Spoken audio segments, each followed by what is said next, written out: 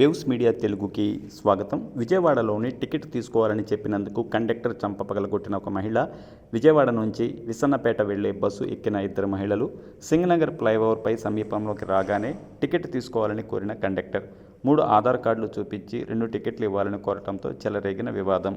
ఇద్దరి మధ్య మాటామాట పెరగటంతో కండక్టర్ చంపపగలగొట్టిన మహిళ, బస్సుతో సహా నన్ను పోలీస్ స్టేషన్కు చేరిన పంచాయతీ. తనను అసభ్యకంగా దూషించారని, అందుకే కొట్టానని చెబుతున్న మహిళ, టికెట్ తీసుకోవాలని మాత్రమే తాను చెప్పానని, దూషించలేదని అంటున్న కండక్టర్.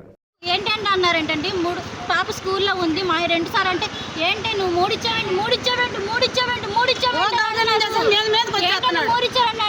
ఏంటి అనేసరికి నీకు కొట్టాను సార్. కొట్టలేదు ఏమి అంటాను తప్ప సార్?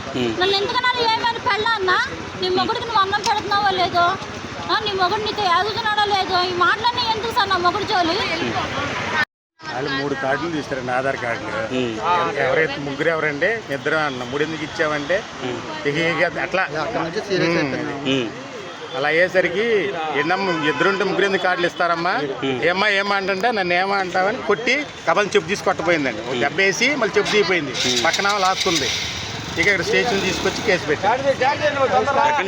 సర్వీసు విజయవాడ నుంచి Vistannapeta city terminal 308 service number.